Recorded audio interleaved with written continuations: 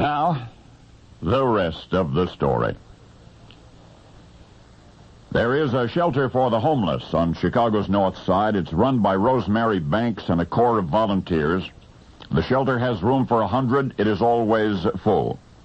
Each refugee from the streets of what promises to be a kinder, gentler nation brings with him or her a remarkable story, sometimes heart-wrenching, always fascinating. Tom was such a refugee. A single parent with a brood to care for. He had reared his young ones in an alley in Uptown, had slept on the pavement, had foraged for food in garbage cans. But now, for the first time in his life, proud Tom was seeking charity.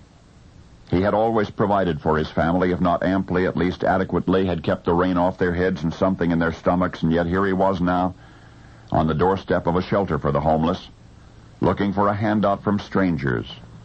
He had never done that before in his life. Frightened, his little ones stared into the eyes of the other street dwellers, and they stared back in vacant wonder. And walking among them, Tom saw himself in 100 hungry faces and 100 hard luck stories that few will ever hear. But Tom's hard luck story is one you need to know. This is the rest of the story.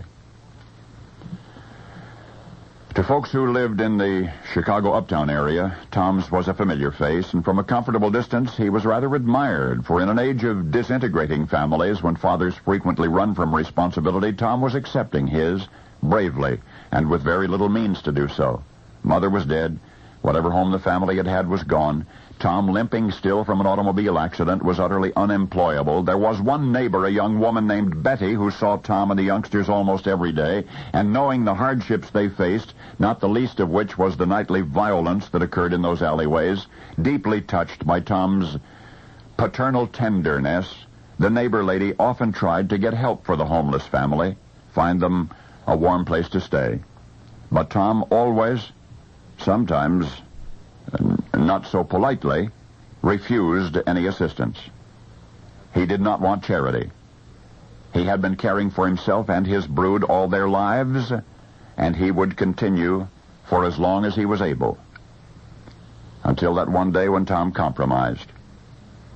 And yet, even there, when he finally committed himself to that shelter for the homeless, even with the volunteers ready and willing to care for his little ones, Tom was still determined to nurture and comfort them as always. He was going to care for his own little ones, and so the volunteers in the shelter, observing his fatherly conscientiousness, gave Tom a new name. They called him Hero. For the male of the species is rarely given the credit he is due. But you've just heard the story of one father who experts say represents the rule rather than the exception.